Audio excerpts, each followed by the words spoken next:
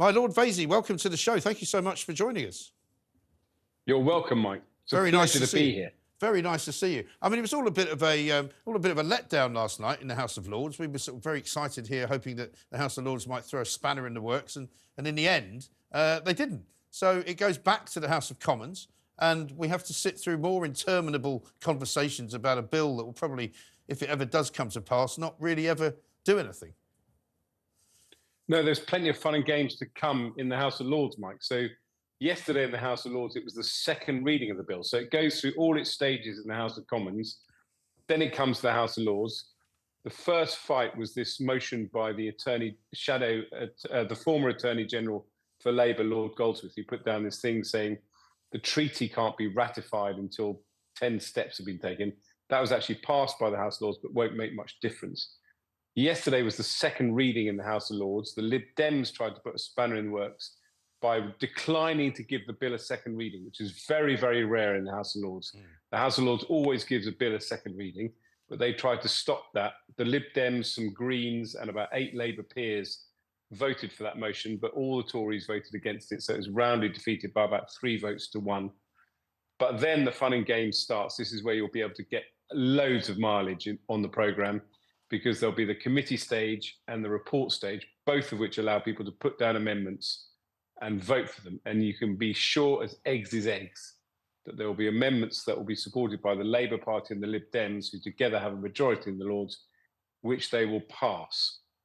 Those amendments will then go back to the House of Commons, which will slow the bill down and allow, it's called ping pong.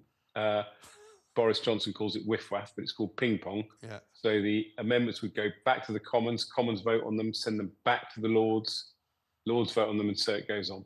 It seems to me that it's so you've got weeks of this, weeks of this. It seems to me that Rishi Sunak has sort of deliberately filibustered his own bill by making it possible for all of this to happen, so that he doesn't really have to enact a bill at all before the election. And the election will come and he can just say, well, of course we would have enacted this bill and we would have stopped the votes if it wasn't for those horrible people in the House of Lords.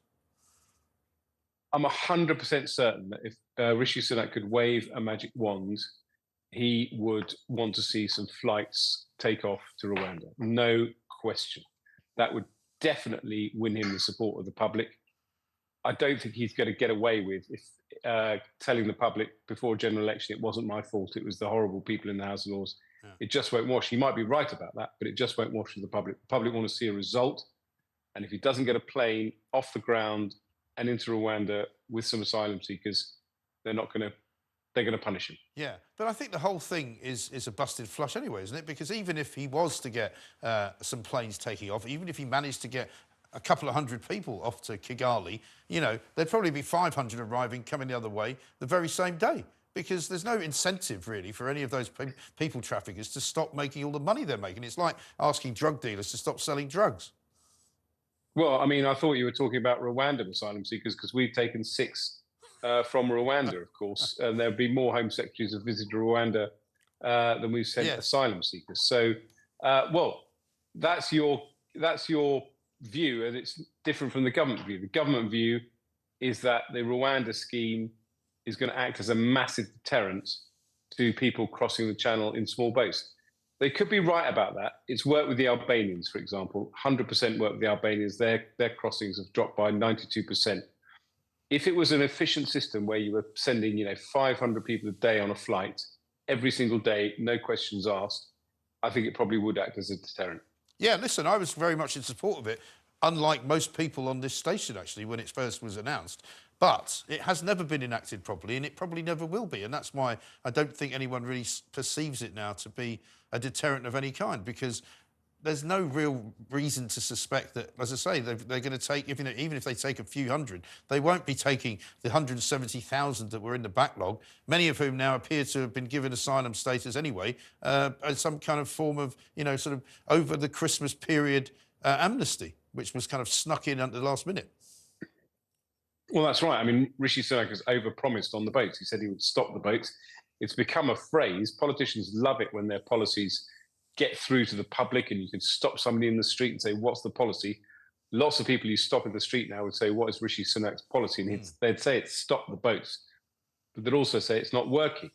If he'd been more even-handed about it and said, this is a really big problem. We're going to make a huge impact on it. He could have cited his success with the Albanians, for example, and he could have cited the fact that actually he's got small boat crossings down by something like 40%. It keeps And also going he up, could have though, said, doesn't you it? know, I've got lots of other policies I want to talk about, but unfortunately the only policy that's penetrated with the public is stop the boats, and the only thing they see is that Rishi Sunak hasn't stopped the boats, Right. even though he has had an impact on the number of crossings. Well, yeah, but it started at a 20% reduction, then it became a 30% reduction, and I think now they're saying a 40% reduction, but nobody really believes the numbers anymore, because what we do know, for example, is that last weekend, 1,000 more people came on the small boat, so it doesn't appear to have been reduced by anything other than the weather, really. But let's talk about the plot, because I find that far more interesting in a way. Do you think that there is such a thing as the plot? Or, I mean, you've been in and around the Tory party for quite a long time. You came into Parliament, I think, in 2002. Is there such a thing as a dark sort of web of Tory MPs and Tory backers and Tory grandees who plot this kind of stuff? So normally these things are cock-up more than conspiracy. I think the ousting of Boris Johnson was a cock-up. I think things just took off. It's weird to think now, when you think back, the most successful British Tory Prime Minister we've had since Margaret Thatcher was ousted on the basis of, you probably can't even remember his name. You will, because you know your way around politics. I suspect a lot of viewers will have forgotten the name of the man who was alleged to have done something naughty at a club, who was made Deputy Chief Whip. But that took on a life of its own. I don't think the Tories really planned to get rid of Boris Johnson. I didn't think there would be a plot to oust Rishi Sunak, because I didn't think the Tory party would be that stupid to want to change leader 8 months before an election and think it was going to be some kind of magic bullet. But I'm beginning to think maybe there is a plot. Yeah. Maybe there are people who genuinely think Rishi Sunak has bombed enough that it's worth having a new Prime Minister. And if it is going to be Kemi Badenoch, who appears to be the favourite, I wouldn't wish that on anyone. I mean, she would come in, and I think she would find exactly the same difficulties Rishi Sunak has. A Tory party that's very, very difficult to manage. There were 5 families, you remember. Now apparently we're getting a 6th one, with Liz Truss launching Popular Conservatism next week. It's an unmanageable party. She won't have much time to kind of have an impact on the electorate.